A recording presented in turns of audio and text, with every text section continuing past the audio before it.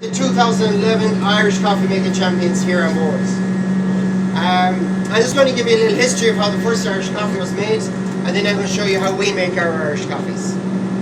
Okay, firstly in 1943 there was a transatlantic flight that left from Foynes, which was the airport in Ireland at the time, going to the United States. It was a very bad night, and about 2 hours into the flight the pilot decided to return to Foynes.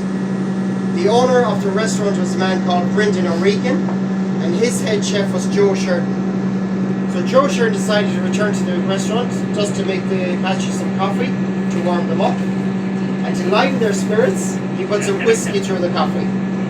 One of the passengers asked him, "Hey buddy, is this Brazilian coffee?" He said, "No, it's an Irish coffee."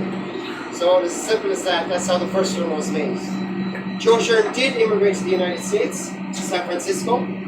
It is said that it was him that brought the Irish coffee to the Buena Vista Bar there. I'm sure you've heard they're very famous for their Irish coffees. They make loads of them. We do know that he is actually buried there, so we claim that it was him that brought them the Irish coffee. Now I'm going to show you how we make ours.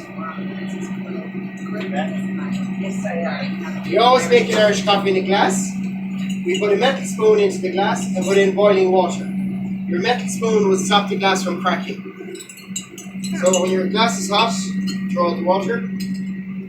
We always heat the glass because when you put the whiskey through the coffee, it cools it, but with the warm glass it keeps it hot for longer. Now we use 2 spoons of brown sugar. This is sweeter than the white sugar, so we find it better for Irish coffees.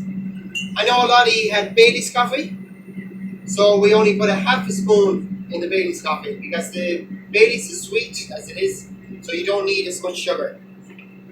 Now there's a lot of recipes that tell you to put the whiskey in next, but we always put the coffee in next because the coffee is hot. It's very important to dissolve the sugar at this stage. So the hot coffee, it's easier to dissolve the sugar.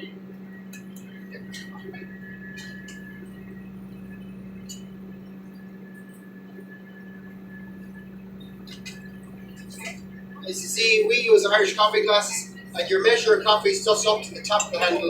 It's 4 times coffee, 3.1 whiskey. Okay, so make sure you dissolve the sugar.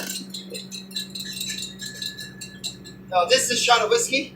It's 35.5 milliliters. All you that had the Baileys had 50 milliliters in it. Okay, but this is a shot of whiskey. And if anyone would like to make them at home, and if you don't have a shot glass, you can use an ordinary drinking glass and a measure of whiskies 2 fingers together. Okay, no one? Normally they ask me to do that. So meant to be together, okay?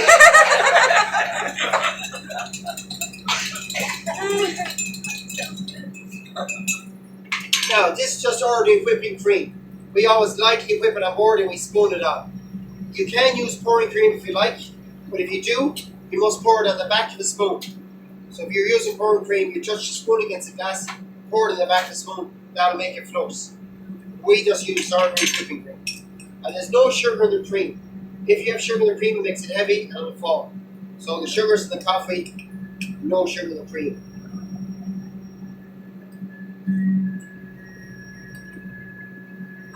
Now one last thing. You should never put a spoon into an Irish coffee or a straw, as a few might have done, and mix it up. We consider that making a mess of an Irish coffee. You should drink the Irish coffee through the cream, the same you do a pint of Guinness. I won't say who done. Okay, this is just a little bit of chocolate we use on top. There you go. Slide set. There's our Irish coffee. Okay? Now, unfortunately, I'm working all day, so I can't drink this nice Irish coffee. So I'm going to give it to Bernadette on board. Bernadette. I believe it's her, was her birthday yesterday? Where is she? Yourself? Okay. Are you going to come here? I was told it was your birthday yesterday. Who's lying to me? They told me it was your 40th yesterday. It was. There you go.